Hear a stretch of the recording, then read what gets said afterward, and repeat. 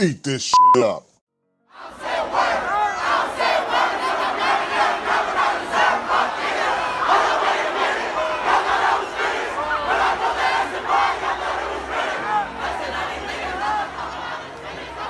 Micheal is one of the most talented and influential artists of this generation. His Dream Chasers imprint and mixtape series is one of the most recognized in the modern mixtape era. And that's exactly what he was forced to do all of his life, chase his dreams. But it seems his dreams have changed since becoming a star. His focus is now on shedding light on the black community, and it's been that way for a while now. To Meek's fans, this is a familiar picture. His mugshot from when he was 19. And this is what happened. What happened that day?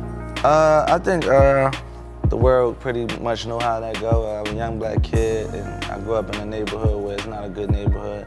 I got handcuffed, I got put on the ground.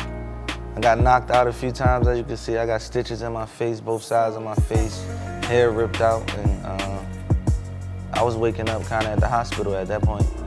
Meek isn't by any means responsible for the Black Lives Matter movement. Black people have been mistreated, abused, and underserved in America for hundreds of years, so it's nothing new but the label that's attached to it. Police have been brutalizing black people for as long as we've been here. It seems as if every generation has an eye-opening experience that reveals that we aren't out of the times that we were once in, despite not physically being slaves and supposedly having equal rights. Micheal is essentially the poster child for prison reform, which is a part of the cornerstone of the BLM movement, along with other social justice issues. Black men and women are consistently, wrongfully being killed, beaten, and convicted in America. You comply and you still die. Same crime, same time doesn't even begin to apply. Philadelphia 76ers owner Micheal Rubin said he wished he had listened to Meek earlier. He said Meek always would tell him, there's two Americas, and he'd be like, dude, there's one America. And he said Meek was right and he was wrong. There's America, and then there's Black America.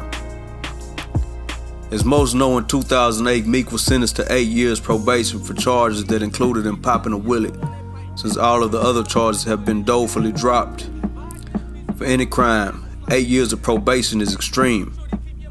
It would be hard for anyone, and I mean anyone, to successfully complete the sentence without violation. And this was indirectly the beginning of the social reform journey for Meek, and the initial fuel to the burning fire for his generation to fearlessly press on. And that they did. They pressed on and charged like his classic Dreams and Nightmares intro when his probation was revoked and he was sentenced to prison in 2017. His stardom at the time was so large that it sparked an international Free Meek campaign when his probation was revoked, that opened the eyes of not only Micheal Rubin of the 76ers, but people like Patriots owner Kraft, along with others. And that was the first global spotlight on what was going on in America, and the criminal justice system in particular. It's difficult to hide what's going on in America when one of the brightest stars in the most popular music genre in the world is the center of the attention. Meek made people pay attention to the issue. People understood that 8 years probation was the opposite of equality. Despite his sentence being years removed from the death of Trayvon Martin, which sparked the first real wave of outcry from Black America in 2012, along with several other well-publicized and live-recorded deaths throughout the years to come, they hadn't began to listen. Meek's situation fell in the lap of that plague. The Black Lives Matter movement was just getting started. The black experience in America is the exact opposite from what the white experience in America is. And it's hard to understand the difference when you haven't been in the other shoes. It's hard to really fill out what it's like to be in the communities where you wake up a potential victim just because you're impoverished. Victim to society, potential victim to your enemy, victim to random violence, potential victim to police, victim to mental health because your life is just not what you hope for it to be when you're a little kid, when reality kicks in. Life is a tad bit different for both of those Americas, and Meek has done his part in exposing the truth and helping strengthen the cause for the Black Lives Matter movement, not only as a global example for justice reform, but as a leader, as he teamed up with like-minded individuals like Jay-Z, even Robert Kraft and Micheal Rubin to push forward change in the criminal justice system to establish and grow the Reform Alliance.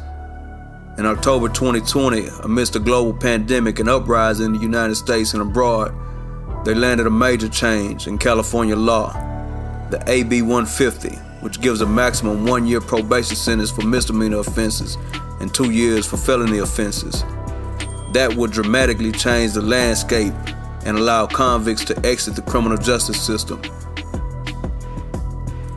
At this point, Meek Mill is living out his purpose. Music was and still is his platform, but its impact on the world is much greater than bars, even when they are as good as the other side of America. So the question is, did Meek Mill fuel the Black Lives Matter movement? If you think about it, I think he played a real big part. He threw gasoline on a burning house that was already on fire. This is Hype South for Child Time TV. Until next time, peace.